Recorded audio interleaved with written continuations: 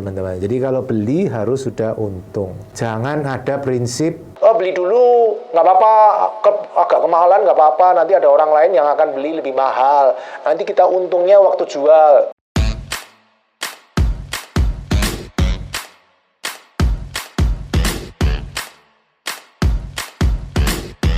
Halo teman-teman, kita ketemu lagi di channel YouTube Pipo.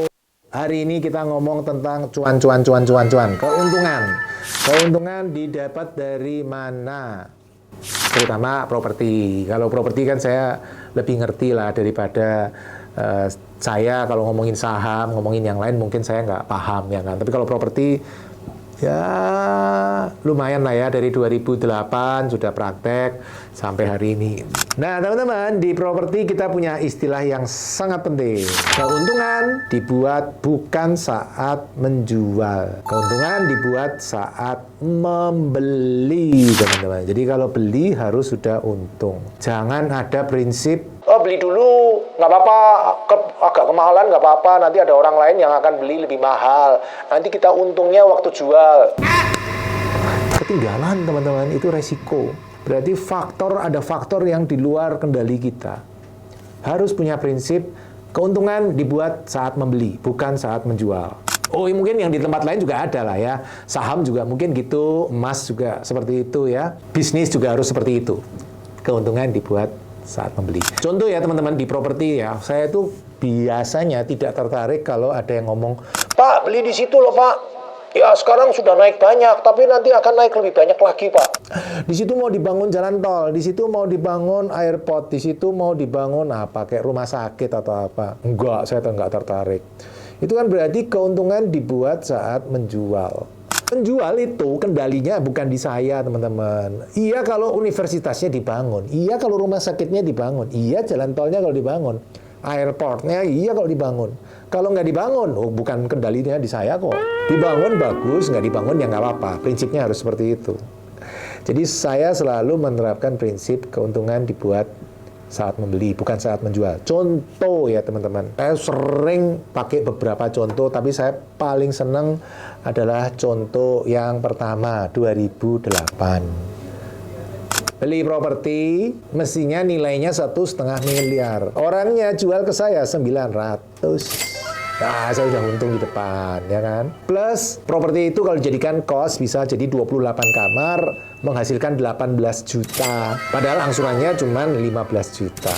Kan sudah beli, langsung untung di depan. Bisa kita lakukan DP-nya 0, income-nya lebih besar dari angsuran. Nah, itu namanya keuntungan dibuat saat membeli, bukan saat menjual. Hari ini propertinya 5 miliar. Udah bukan 900 lagi. Tapi ada rencana dijual? Enggak. Saya kan selalu berprinsip properti itu seperti angsa bertelur emas. Kita nikmatin telurnya aja.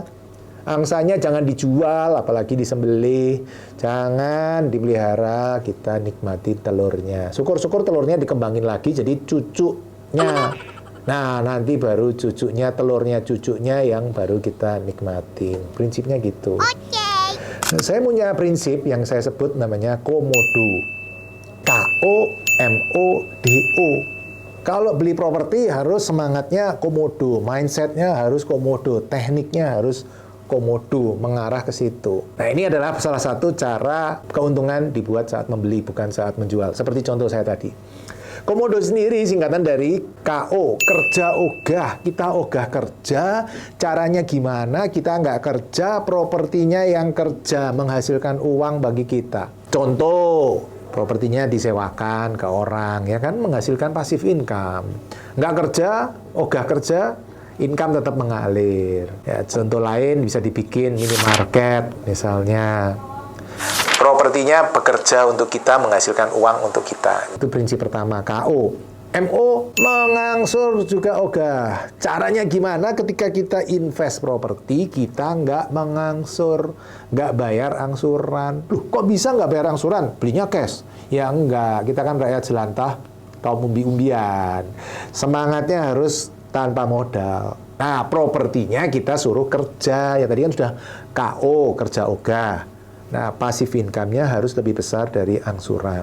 Nah, sebenarnya kunci dari KOMODO adalah di MO ini, teman-teman. Teman-teman harus bisa nyari properti yang income lebih besar dari angsuran.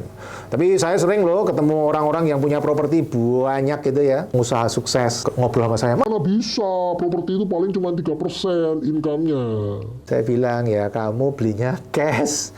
Kalau saya yang rakyat jelantah, kaum umbi-umbian belinya pakai modal orang lain, ya nggak bisa cara seperti itu. Saya harus membuat propertinya income lebih besar dari angsuran. Caranya ya mungkin tidak harus disewakan, bisa ada bisnis di atasnya. Bisnis itu profitnya gede loh, 3% bukan per tahun, tapi per bulan. Nah kalau sebulan 3% berarti setahun 12 kali 36%. Gede kan 36%? Oh iya, tapi kan kita nggak pintar bisnis. Ya sudah, gandengan sama orang lain, ya kan, kolaborasi. Sekarang kan zamannya udah bukan kompetisi, zamannya kolaborasi. Kolaborasi dengan orang lain ya 50-50. 36% bagi 2, ya dapat 18%. Oke dong. Daripada 3% setahun, pilih mana? 3% setahun atau 18% setahun? Iya dong. 18% setahun. 8% bayarin bank buat bunga, 10% masuk kantong atau untuk nyicil pokok supaya kreditnya segera lunas kurang dari 10 tahun. Nah, itu yang disebut MO. Saya jelasin agak panjangan karena menurut saya itu kuncinya di situ. Nah, teman-teman kalau pengen cari bisnis yang bisa MO itu, kalau menurut saya ada rumusnya 5A. Ya, 5A itu apa aja? Bisnisnya harus autopilot, aman, awet, income teratur, dan di atas bunga bank. Ketika 5 ini jalan, teman-teman, propertinya bisa jalan sendiri, jangkanya panjang, awet, income-nya teratur, cukup untuk bayar angsuran, dan di atas angsuran. Cari, teman-teman, bisnis yang seperti itu. Ada, saya nemu beberapa, teman-teman. Kalau mau disewakan gimana, Pak? Bisa, tapi menurut saya disewakan lebih sulit. Tentu saya bisa salah, siapa tahu nanti suatu hari teman-teman ada yang bisa, enggak Pak, ternyata lebih gampang disewakan. Bisa, bagus. Saya juga ada satu properti yang disewakan, income lebih besar dari angsuran, saya juga ada. Dari beberapa properti saya ada. Saya beli di Tangerang 260 juta, satu kios, ya kios. Tapi disewa orang 30 juta setahun, alias 11% juga ada. Tapi menurut saya, pengalaman saya, itu lebih sulit. Bukan berarti nggak ada ya, lebih sulit. Tapi kalau nanti teman-teman ketemu teknik yang lebih cepat, no problem juga.